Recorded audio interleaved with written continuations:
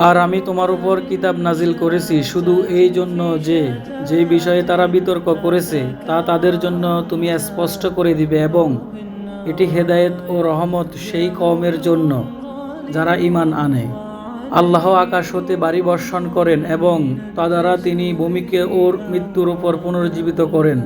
অবশ্যই এতে নিদর্শন রয়েছে যে সম্প্রদায় কথা শোনে তাদের জন্য। আর নিশ্চয় চতুষ্পদ জন্তুতে রয়েছে তোমাদের জন্য শিক্ষা।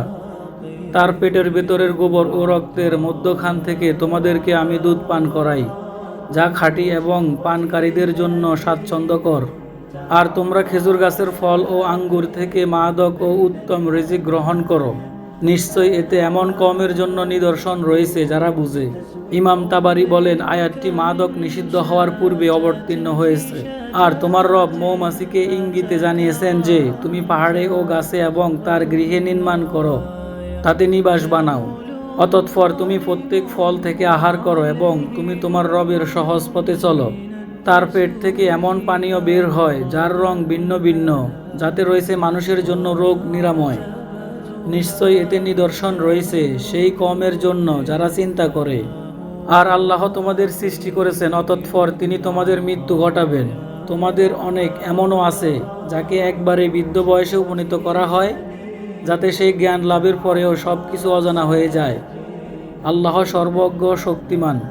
আর আল্লাহ রিজিক তোমাদের কতককে কতকের উপর প্রাধান্য দিয়েছেন, কিন্তু যাদেরকে প্রাধান্য দেওয়া হয়েছে তারা তাদের রিজিক দাস দাসীদের ফিরিয়ে দেয় না, এই ভয়ে যে তারা তাতে সমান হয়ে যাবে। তবে তারা কি আল্লাহর নিয়ামতকে অস্বীকার করেছে?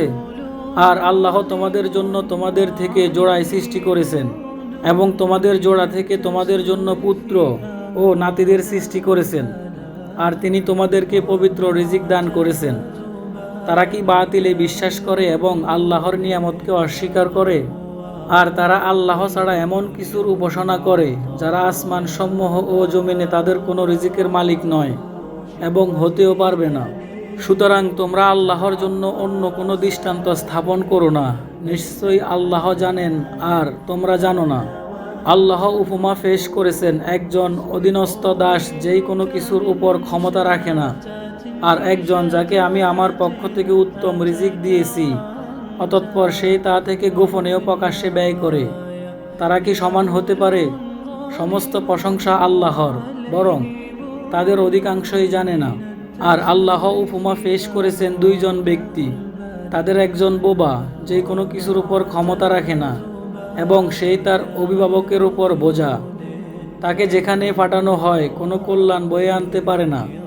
সেই আর ওই ব্যক্তি কি সমান যে ন্যায়ের আদেশ করে এবং রয়েছে সরল পথের উপর?